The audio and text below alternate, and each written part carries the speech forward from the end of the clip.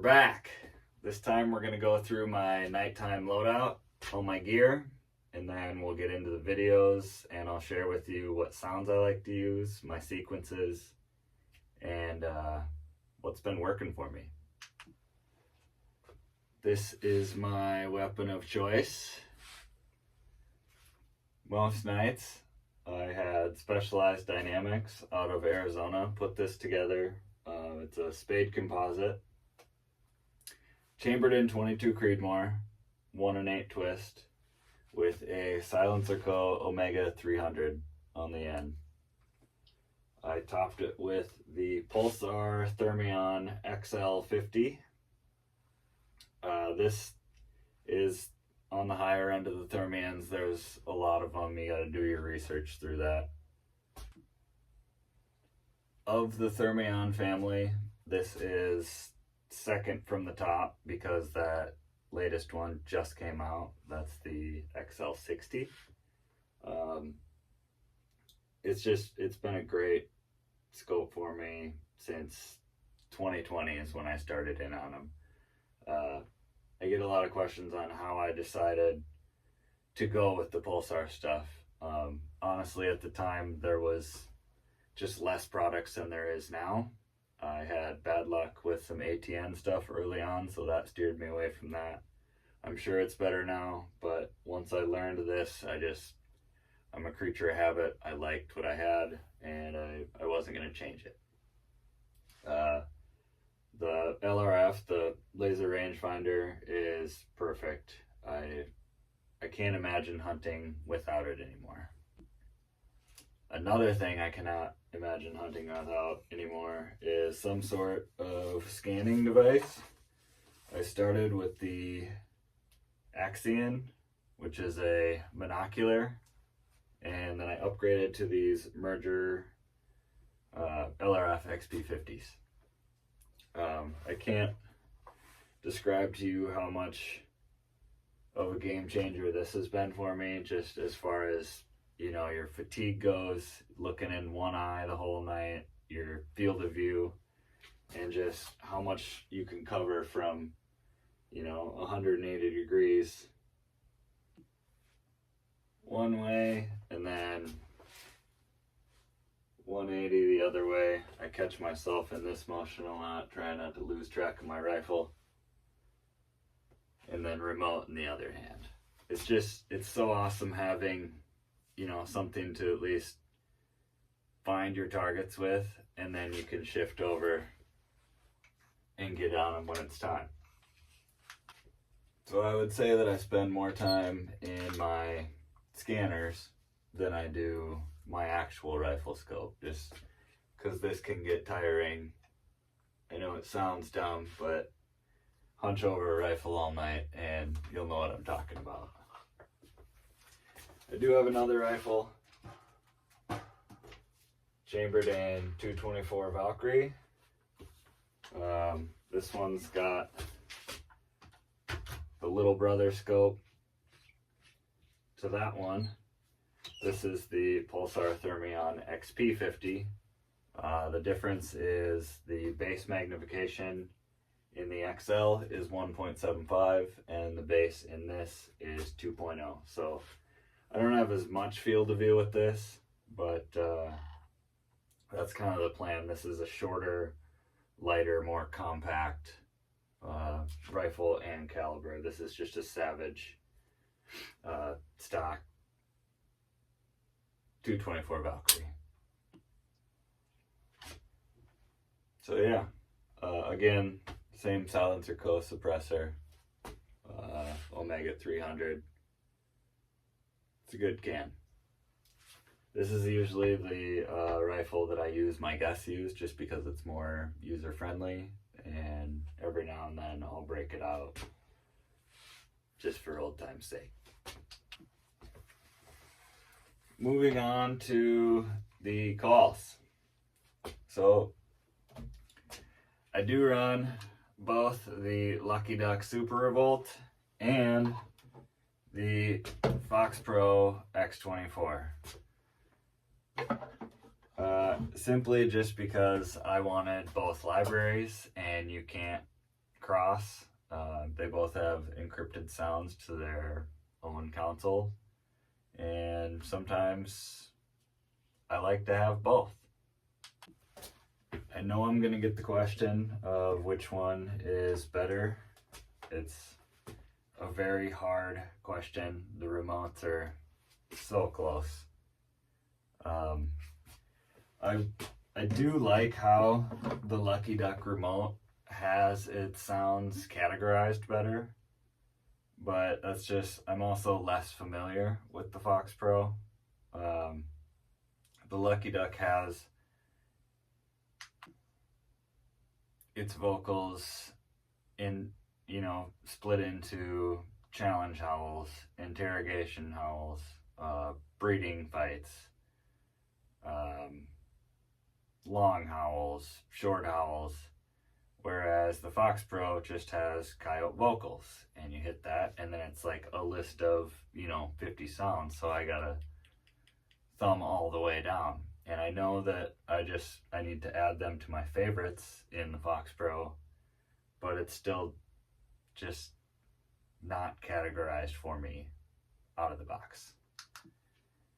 At first I thought that the Lucky Duck sounded way better, like hands down, until I got out away further from the Fox Pro, and then it kind of clicked for me that I was too close to it the first time I heard it. So I'd say they both sound pretty damn good.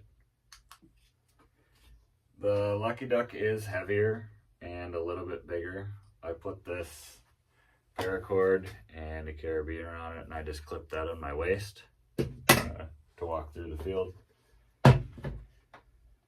But it's, that extra pound or whatever isn't gonna make or break me, so I do both. So yeah, bother me about the gear. I love talking about the gear. I'm a gear guy. I like nice stuff, and I'm hard on stuff, so that's how you know this is good. So please don't be afraid to ask me questions. I'll give you a straight answer. I'll tell you what I know. Now I'll show you some killing footage and kind of explain to you how I'm working with my sounds. So coyotes are typically coming to the call because of one of or multiple of three reasons. So I break my sound categories into social interaction, or they're just straight up curious about what the hell that noise. And then I'll kind of break my 20-minute set or 30-minute set into 4 or 5 to 6 minute blocks. Each one of those blocks I can just play one category of sounds. If I had it my way, I would start every set with vocals just because I love using them, but it doesn't always work because I'm calling the same spot multiple times a year, and they know that last time they came to vocals they had bullets flying at their faces. This particular set I started with a long howl. I didn't see the coyotes that you see in the video now, but I started it with a sound that sounds like this.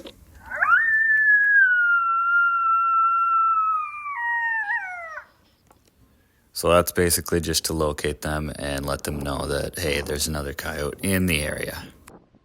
2 minutes after I played that, I still hadn't seen anything, so I went to this one called Victor, long howl male.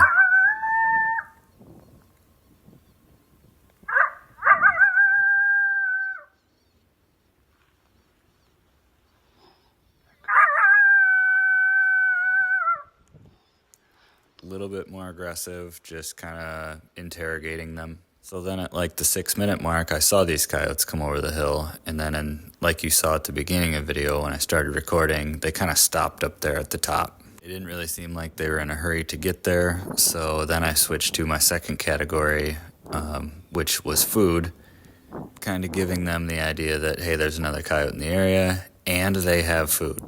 So that's when I started the jackrabbit baby cotton demise noise that you can hear in the video. Sounds like this.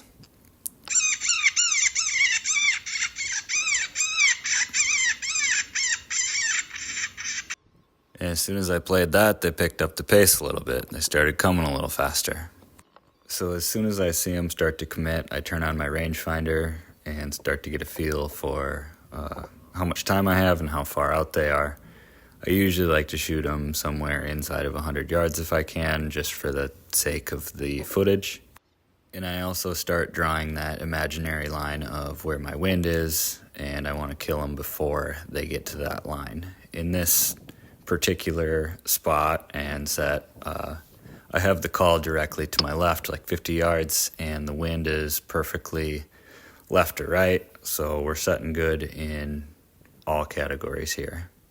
Very rarely do they all three come in at the same time. They kind of trickle in single file like this, but if you watch this lead one, right here, he looks back to just check on his buddies, make sure that they're still coming, and he's like, yep, they're coming. I'm still hungry. Let's get up here and steal this guy's food. Meanwhile, I'm still playing that Jackrabbit Baby Cotton Demise in the background, just letting it run, and he's still hearing it. Typically, the guy on the left takes the left coyote, guy on the right takes the right coyote. In this case, the lead coyote is obviously going to get there way before the other two. So my friend Cyrus and I know this, and we're both focused on that first coyote. A lot of times after you shoot the first one, you can play like a pup distress or a coyote fight and try to get him to come back.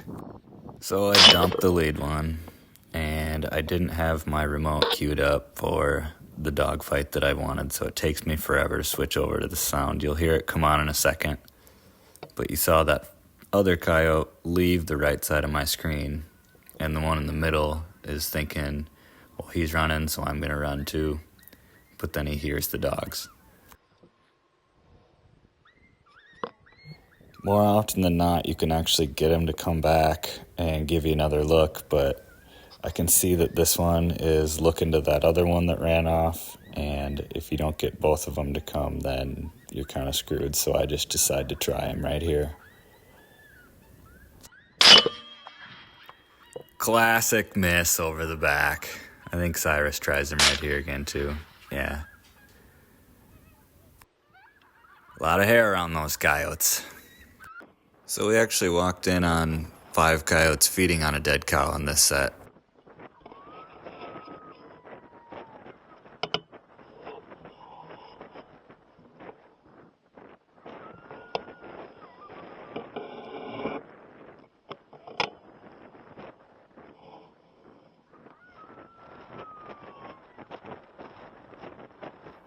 You can see that they're hearing it. They all pick their head up, but they're not coming.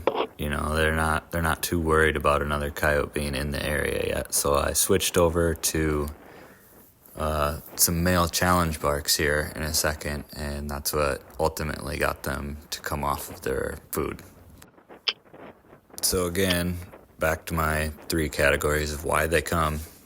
I figured they didn't need food, and they wouldn't like the idea of another coyote moving in, you know, while they're eating. They're extremely territorial, and I figured I could get them riled up with that. Just for the sake of the footage and the realisticness of my sounds, I kind of waited right here and just watched them. I like to watch their kind of pecking order when it comes to eating on something like this. You can hear we had plenty of wind this night. Wind is basically straight from left to right, and again the call probably 50 yards to my left. Walking in, we had no idea that there was actually a dead animal out there. It just worked out to our advantage. Here come the barks.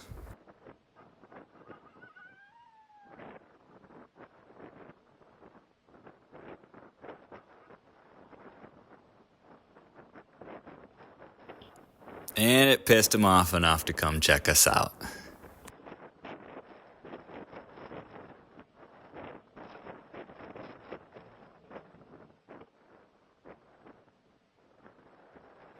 You can't hear us talking here, but we're talking about me taking the one in the rear and my Uncle Dan taking the one in the front.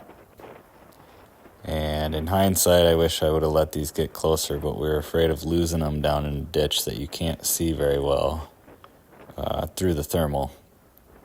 And we were trying to synchronize our shots with our cadence of 1-2 bang. So I tagged that one good enough, and I kind of broke my own rule here that I was shooting at this runner. It was just close enough. I was confident that I could do it, and didn't happen. This is where I should have just turned on the pup distress and tried for another run at him. Like I said, we had just walked in on them eating, so we hadn't really truly called the spot out yet. I figured I'd give them some more noise, so I went with some more challenge barks here after it, and less than a minute later, this one shows up and wants to give us a good look too, and he's coming pretty good until he smells this blood trail of the first one that I shot, and he wants to figure out what that is. And then Matt shoots and misses him here, and I redeem myself. So we got a second one to come in on that, and ended up getting a double. Same set, couldn't have been more than 2 minutes. This one showed up. Got that one too. So keep calling even after you shoot 1 or 2 or 3. They come back. We did end up getting another one on this set, and I tried recording it with my binos, but didn't hit record. So in the sequence, in general, just make it like a realistic scenario. You know, that first block, the coyote shows up, and they hear him. You know, maybe they're talking back and forth. Then that coyote catches food and starts to eat it. Then maybe another set of coyotes shows up and, you know, challenges that other one for the food, and they start to fight. Be patient. Let there be time between sounds. I think that keeps them curious, and just it's more realistic. And then towards the end, if you're not seeing anything, then you can switch over to the category of what the hell is that sound. You know, you can play the raccoon coyote fights, the fox distress, whatever it is.